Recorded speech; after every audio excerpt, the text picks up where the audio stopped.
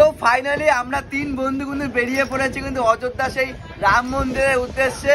তো চলো সবাই একসাথে বলি জয় শ্রীরাম, জয় শ্রীরাম, জয় শ্রীরাম, জয় শ্রীরাম, জয় শ্রীরাম। চলো তোমাদের দেখা হচ্ছে সেই অযোধ্যা ধামে রাম মন্দিরের রামলীলা দর্শন করাবো। দেখতে থাকো video. Welcome to my channel Narendra blogs. তো আমি আছি কিন্তু এখন কলকাতা স্টেশনে, আর অনেক প্রতীক্ষার পরে কিন্তু উদ্বোধন হয়েছে আমাদের সেই হিন্দু সনাতন ধর্মের সেই রাম মন্দির। সেই রাম মন্দির দর্শনের জন্য আমি বেরিয়ে পড়েছি আজকে 24 তারিখ। এখন বেরিয়ে পড়ে গেছি, কিন্তু আমি এখন কলকাতা স্টেশনে আছি। আমার ট্রেন কিন্তু হচ্ছে কলকাতা স্টেশন থেকে জম্মু তাওয়াই এক্সপ্রেস 11:45 টাইমিং।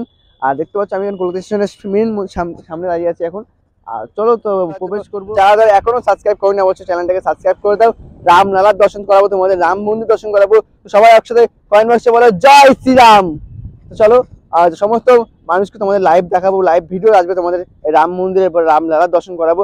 দেখতে থাকো ভিডিওটা আর এইভাবে আমার সাপোর্ট করতে থাকো। তো ফাইনালি আমাদের সেই জম্মু তাওয়াই এক্সপ্রেস কিন্তু ছেড়ে দিয়েছে 11:45-এ কলকাতা স্টেশন থেকে রওনা দিয়ে দিয়েছি অযোধ্যার সেই রাম মন্দিরের উদ্দেশ্যে।